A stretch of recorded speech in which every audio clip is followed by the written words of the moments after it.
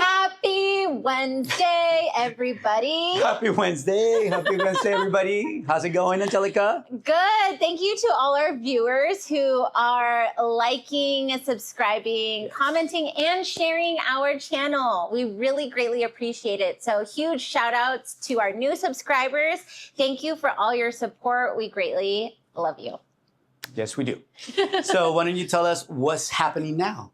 Yes. So right now in San Diego County, we are seeing a good thing for sellers, 1.5% increase in home values. Nice. Good news. The not so good news is that we are waiting 50% longer than what it took to sell your property like it was last year. So what that means for all of our sellers out here that are watching is that typically contract to close is within 30 days. We're now seeing contract to close within 60 days. So what that means for homeowners right now is you're definitely still seeing that appreciation and that uptick in home values. However, it's just taking a little bit longer than what we might be used to.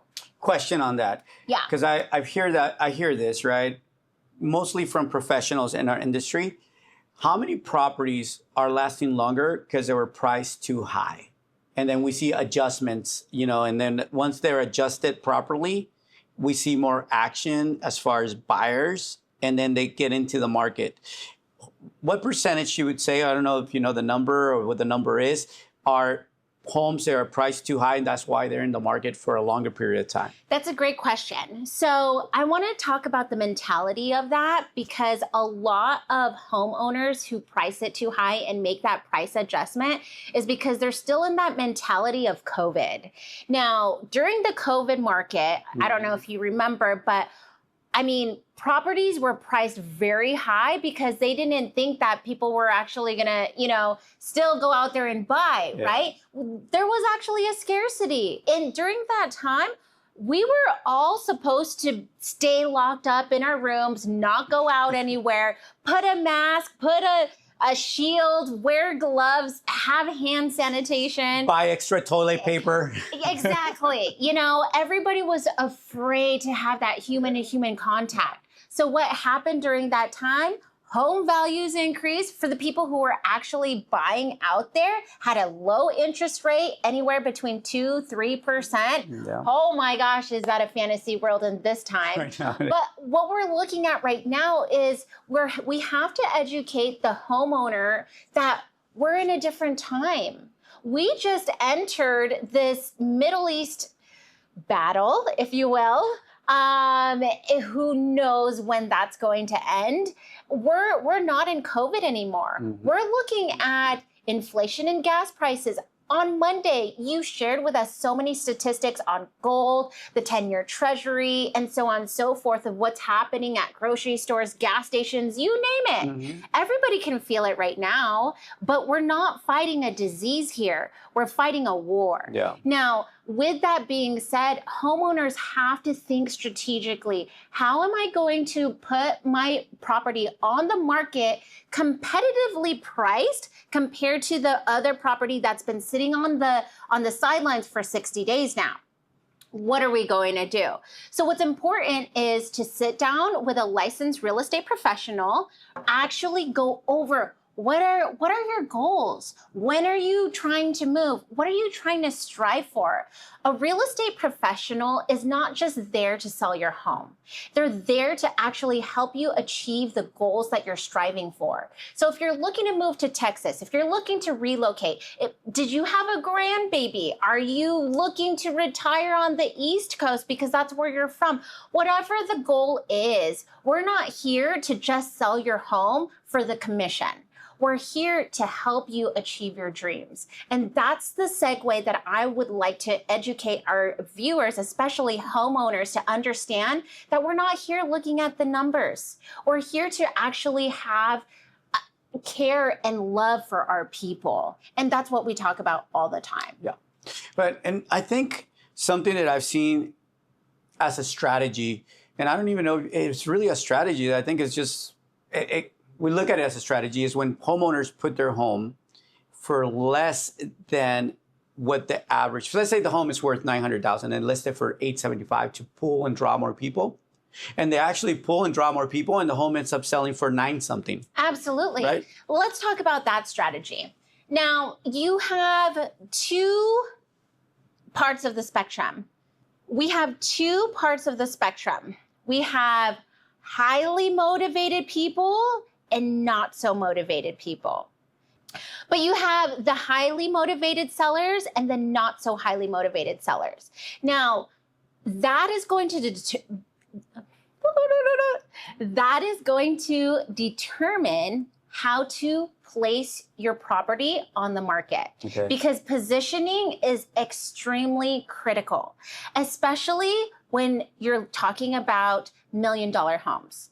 So if I have a seller who, let's just say, for example, doesn't want to actually sell until September and is afraid about going onto the market or wants to wait until then, as a real estate professional, from my personal experience, what I would suggest, and it's always up to the client, what I would suggest is put it on the MLS anyways. The reason why is because we are seeing a cool down in the market. Properties are sitting on the market for a lot longer. So what I would suggest professionally, and this is just my opinion, is to market a little bit higher and strategically and incrementally decrease over time until we get that set goal of September. Yeah. Now, on the other side of the spectrum, if you're looking at a very highly distressed, motivated seller who absolutely has to sell right now,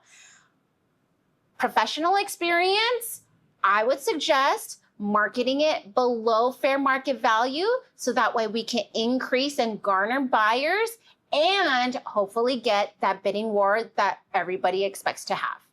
That completely makes sense to me. How do you take, because it's such an emotional thing. I know when I sold, you always want to believe your home is worth more than it truly is, right? Like, yes. Here's like what homes are selling around your area for. So this is what your home is worth. No, but my home is better. I have this, I have that. And at the end of the day, appraisers don't look at that. They go measure square footage, condition, and they give it a value, right? And the value is set by the recent sales in your area that are similar to your home. So how do you get the emotional part out of like that transaction? Is it impossible? I love this. Yes. No, this is the reason why I absolutely love what I do. I love educating my consumers because of that right there. Real estate is a very emotional process. This is not something for someone, and I hate to say this because I was once a brand new agent and I understand the struggle.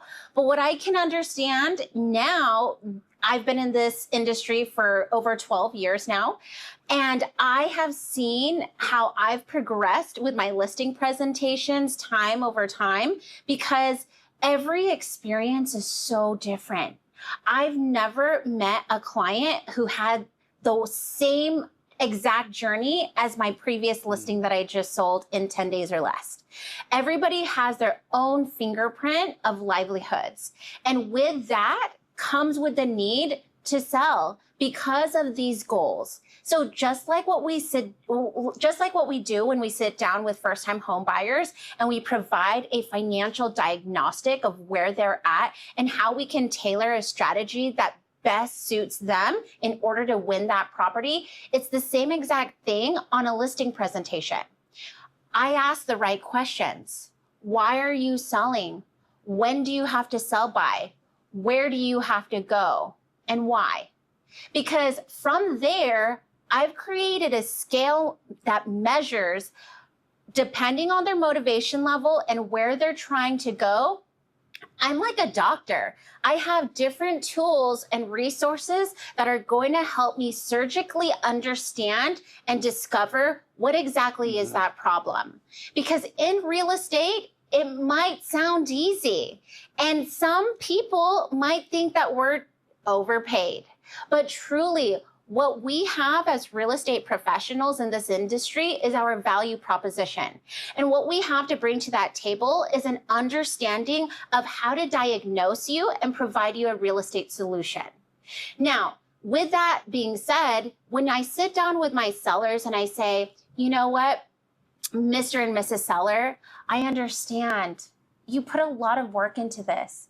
I can see the beautiful details that you really took the time to actually polish and appeal to your livelihood. That's beautiful. I like to empathize with my clients, help them understand that all of their hard work and sweat equity is not going to go to waste.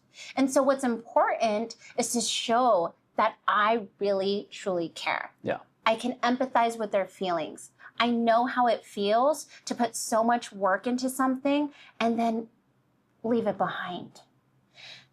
In the next chapter, for sellers, is a new beginning. And I like to emphasize in celebrating that new journey in real estate. Mm-hmm. So having to take a look at what they currently own and actually help them understand that what they brought to value in their home is not going to be wasted, but is actually going to be cherished by a new homeowner. That right there is where I excel at. And I think what's important, especially for new real estate agents who are looking to get licensed, who are going to go on to a $1 million listing or a $100,000 listing, the key factor here is to respect every client as if they're, the greatest gift on earth. Yeah.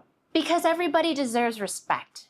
And what's important is to help them understand that no matter what their choice is, that you're there as their advocate, as a representative to represent their best interest at hand.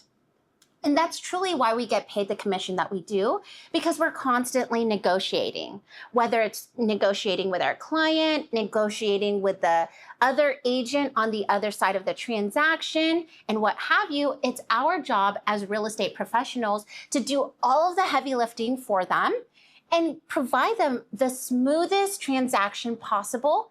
And that's how we get repeat clients and referrals all around the world. I love it. This is not transactional, right? This is all about building relationships. And we keep saying that because it's truly how we feel. Every single client's very unique. They have their own roadmap. And we're wanting to integrate and be part of that as an advisor. So very good information. Absolutely. And here's another thing that I would like to add. For homeowners, the biggest concern to them is, how much money do I get to keep? Yeah. Right? Sure. It's always going to be coming down to the money. Right. Yep. Now, I don't know about you, but I've had this definite paradigm shift on my own money message, where I truly believe that money is used as a vehicle to get you from point A to Z. Now, with that being said, this is why I really like to focus on the dreams and aspirations of my clients. Because regardless of how much money is going to be put into your pocket, it's the goal that I'm striving for. Sometimes you can't put a price tag on happiness. I'm sure everybody can agree with me on that here. But it does get you a little bit closer to where you're striving for. So I think another step even further into my diagnosis and sitting down with sellers is really understanding their heart. I think that's really, truly important, because I did a study here, and I've been doing a lot of frequency therapy, and I hate to bring in my personal livelihood here, but I actually found neurology that our brain is really dictated by our heart and how we feel and these emotions and everything. And we always say that real estate is not transactional. It's all about relationships, although transactional plays the part, right? Yeah, of course. But I always like to leave my clients feeling a lot better than when I entered the room. or whenever we had the meeting. Yeah. And I think that's really important because you can work with a real estate professional who's all about the numbers, who's driven, who's going to get you exactly what you wanted and do everything that you say and is your yes man, which is great. But at the end of the day, if you're feeling like you just got scammed, that you were taken advantage of, or that he didn't really care about you and you're not going to call him again or give him any more referrals, did he really do his job? So for me, I want to work with people who want to work with me and who's not just after the money. So what's happening right now in the market with this cool down are a lot of builders coming in because San Diego County has eased up a little bit on their lot sizes and are granting permits for new home builders to build duplexes, triplexes, or three-story townhomes and what have you.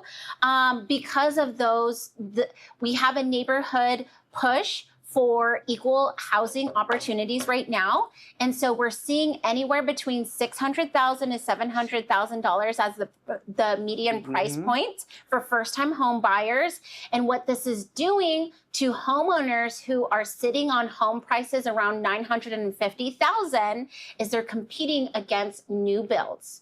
So Ruben, I kind of wanted to shift this back to you now. What is the annual household income for people who can afford a $950,000 home versus a $700,000 home for first-time home buyers who are looking to enter this market? Yeah, this is great. You know that we do need more affordable housing for sure, right? With prices being so high, I'm glad these initiatives are happening. Hopefully they drive them through and they actually happen and meet, like faster they can happen, the more people they can get into housing. It's great. And I'm glad that there's more construction going on and more builders interested in doing this here in San Diego.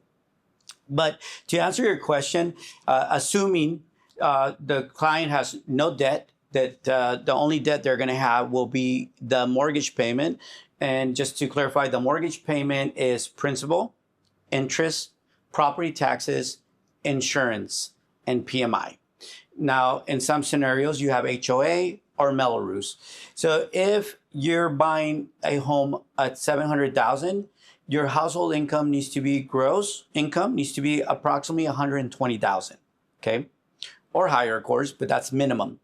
If you're buying something at $1 million with 10% down, your household income needs to be at a minimum $175,000 using the same format: principal, interest, taxes, and insurance, and having no additional debt, just the mortgage payment. So what I'm hearing you say is there's a $50,000 gap in salary between a $700,000 home and a $1 million home. Yes, that's what it comes out to. $50,000.